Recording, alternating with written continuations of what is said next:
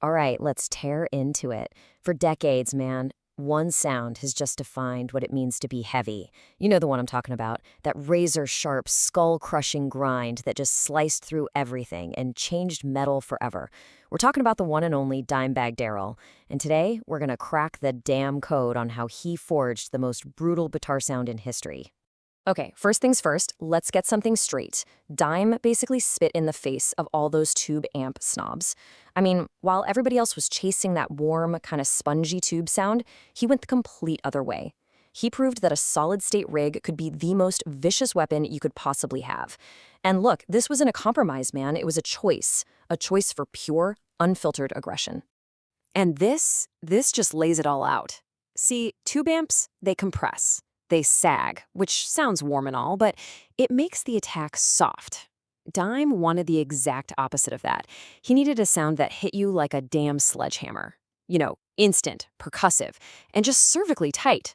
Solid State gave him that. It gave him that immediate, razor-sharp response that made every single palm-muted chug feel like a punch straight to the chest. No sag, no mercy, just pure Texas grind. So, what was the hardware behind all this? What was this sonic assault built from? Let's dive into the gear, the actual rig that created this monster. And these weren't some fancy boutique amps, man. These were solid-state workhorses built for a war. The heart of the whole beast was Randall. For Cowboys from Hell, it was that legendary RG100 ES. And then, for the sheer brutality of vulgar display of power and far beyond driven, he brought in the Century 200. I'm telling you, these amps weren't just loud. They had this uniquely aggressive voice that just became his signature sound. Now, what's so wild about these amps is why they worked so well for him. That solid-state power circuit meant no tube saturation, just this fizzy chainsaw-like distortion that was totally unique. The high-gain lead channel was just pushed to its absolute limit, and the attack? Instantaneous. I mean, this was not a tone for your dad's blues licks. This was the concrete foundation for the heaviest riffs ever written down. But listen, an amp is only as good as the signal you're feeding it, right? And Dime, he fed his Randalls a signal straight from hell, all thanks to this monster right here, the Bill Lawrence L500XL. This thing wasn't just any old pickup. It was a high-octane engine designed for one thing and one thing only: absolute violence. So here's the deal. A high-output humbucker like the L500XL, it sends a scorching hot signal right into the amp. I mean, it just slams the preamp. That creates way more gain, a tighter low end, and those sizzling, screaming harmonics that were Dime's trademark. Seriously, without this pickup, the whole formula just falls apart. It's the spark that lights the whole damn fire.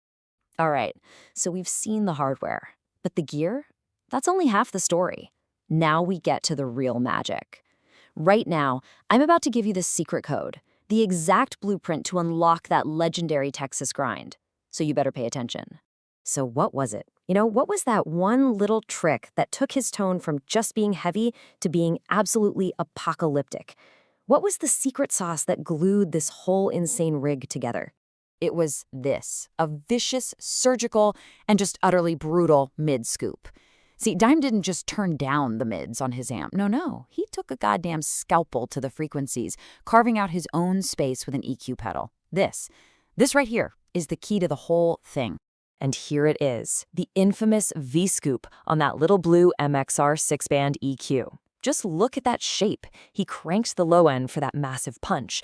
Then he just gutted the mids, especially around 400 and 800 hertz, to get rid of any of that boxy, muddy sound. And finally, he boosted the high mids and the treble to make the whole thing absolutely squeal. That's what created that industrial-grade grind. I'm telling you, the difference is just night and day. Without that scoop, the distortion is just a muddy, undefined mess that gets totally buried in the mix. But with Dime's scoop, the tone becomes a focused weapon. It's tight, it's aggressive, and it has its own place to live, which lets it just slice right through the bass and drums without fighting them. But hold on, we're not done yet. The EQ pedal wasn't doing all the work by itself. He scooped the mids on the Randall too. The gain and treble were pretty much maxed out. The bass was cranked for that low-end thunder. But look at the mids, all the way down at 3. It's a scoop on top of a scoop, a double dose of destruction. Now I know what you're thinking. You're saying, man, I don't have a vintage Randall and a whole pile of rack gear. Don't you worry, you can forge this exact tone today with the digital tools you probably already have. Let's get to the modern hack. Okay, check this out. It's actually pretty simple. Your Randall RG100, that just becomes any high-gain solid-state amp model in your software or your multi-effects pedal. Your MXR EQ, that's just a simple graphic EQ plugin. The Flanger/doubler he used for thickness, that can be any standard Flanger Stompbox model. And you absolutely 100% need a noise gate to tame all that gain. The tools are right there for you. And hey, here's a few pro tips to really nail it. For that wild, squealing solo sound, you gotta put your flanger model before the amp, and use an EQ both before the amp to shape the gain, and then use another one after the cabinet simulator to really lock in that final V-scoop. And whatever you do, don't forget to double-track your rhythm parts, pan them hard left and hard right. That's how you build that impenetrable wall of sound. So there you have it. The myth, the hardware, and the blueprint. The keys to the kingdom, they're in your hands now.